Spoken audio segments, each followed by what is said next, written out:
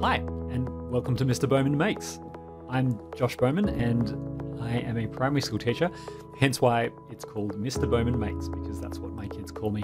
And I thought it would be an interesting YouTube channel where I pretty much just make a whole bunch of things, and whatever I'm working on at the moment, whether it's art, whether it's game design, whether it's animation, whatever it happens to be that I'm designing or making, I thought it would be a good way to engage with people on how I'm actually going about creating things. Because what I really love is seeing the process by which things are created. So for me, it's all about process.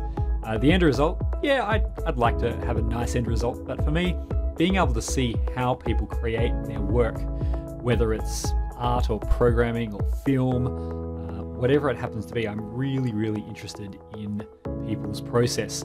So here, what I'm showing you for the first time is Oculus Rift VR, and what I'm doing is I'm actually creating a little still life scene with paint strokes, well, virtual paint strokes.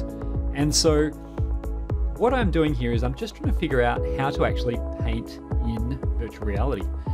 This is a really very new medium in terms of the way that we could use this for art. And so with this program called Oculus Quill, I'm just getting my feet wet because I have only just gotten the Oculus Rift. So I'm really, really keen to start doing more work in it.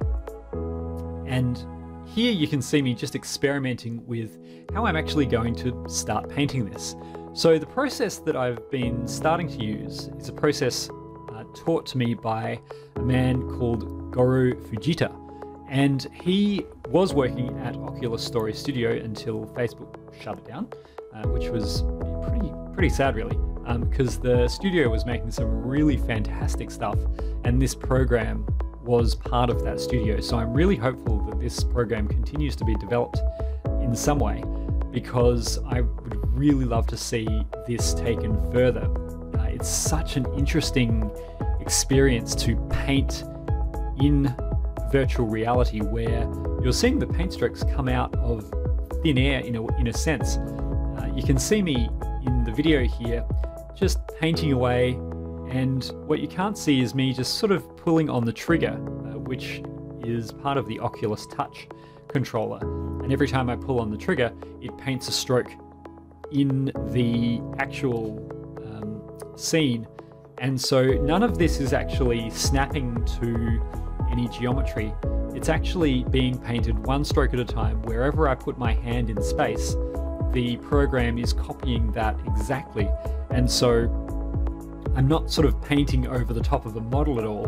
What I'm doing is I'm painting these strokes one at a time, trying to build up enough strokes so that it actually fills this space that I'm creating for this lemon.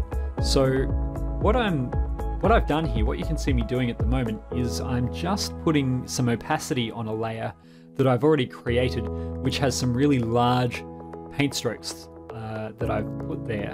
And then what I'm doing here is I'm going back over and putting some much smaller paint strokes on this lemon. The reason for that is that when it comes time to actually recolor this, you can see that I'm using all sorts of different colors, like different browns and yellows and that kind of thing. When it comes to recoloring this, I will go back and completely change all the colors on this. However, those colors will change it's kind of hard to explain, but you'll see it when I get to it. They'll change it across the stroke, but they'll do it in a straight line kind of way. So wherever I decide to paint, it'll put a straight sort of line, almost in a tangent to whichever direction the stroke is going, across that stroke. And so it's difficult if you do big strokes to get really nice color details into your work. And so here what I'm doing is I'm putting lots of little strokes in, building up gradually, and you can see that I'm changing the colors of those strokes so that I can actually see where they are in space, because if I do too much of the same color, it'll end up being a very flat kind of space that I'm working in, and that's really difficult to see the form taking shape as you're building. So you'll see me change colors quite often, and what I'm going to do is just fast forward this bit so that you can see me doing all the paint strokes, but you'll get a sense of this same process happening over and over and over again. And then we'll come back and I'll show you how I go about coloring.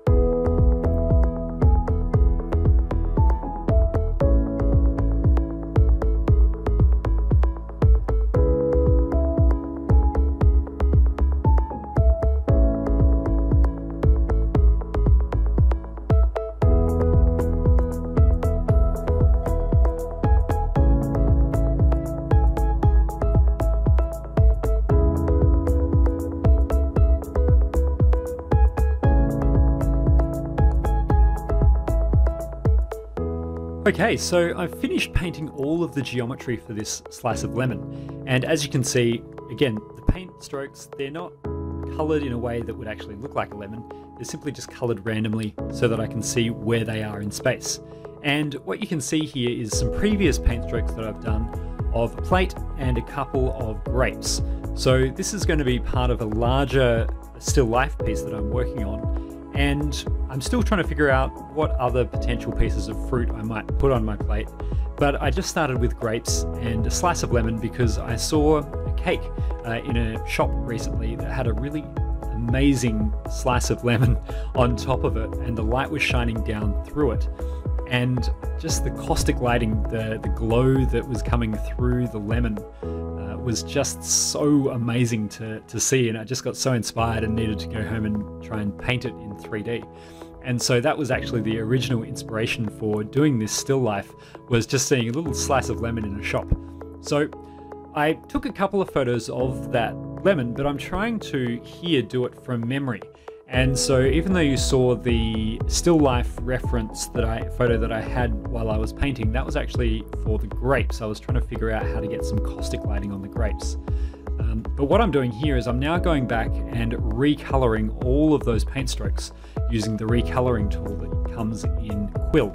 And this is a really fantastic tool because it means that you can paint all your strokes up and then go back and recolor any of those strokes to be whatever color you actually want it to be. And this is the difference between Tilt Brush at present and Oculus Quill, is that in Tilt Brush you can't actually recolor any of the paint strokes that you make. Whereas with Quill, you can go back and recolor as much as you like. So what I've done there is I've just tried to pick a base color for my lemon that I think is going to work. And then I'm using that base color to move off from, to then go and do the shadows and the texture and all that kind of thing. So here you can see I've created the base color. Now I'm starting to put in a little bit of the shadow side of this lemon. And I've indicated where the light is coming from. You can see in the top left-hand corner there's a little bit of a weird paint streak thing. That's just an arrow for me to see where the light is coming from as I'm painting. And it's just a nice little reminder for me. And so I'm painting on the shadow side. And now what I'm doing is I'm going in and I'm trying to paint the little sort of in-between part between the actual lemon skin and the fruit of the lemon, so the inside of the lemon. So there's always that little sort of whitey kind of inside part, and so I'm just trying to create that little part here. Now you can see as I'm painting that there is a pretty strong divide between some of the paint stroke colors, and that again is each paint stroke gets painted. And so if I'm painting and the paint strokes are all sort of parallel to each other, then what will happen is one stroke will be painted and the other stroke, one stroke will be one color and the other stroke will be another color. So that's the trouble with doing parallel strokes next to each other. Whereas if you do a lot of cross-hatching and crisscrossing, it's much easier to get a sense of, it's much easier to get a more radiated color coming through. So again, learning this, trying to figure this stuff out for the first time as I'm painting this. This is sort of my second or third painting experience in Quill. And so you can see here, I'm just working on my shadows now underneath.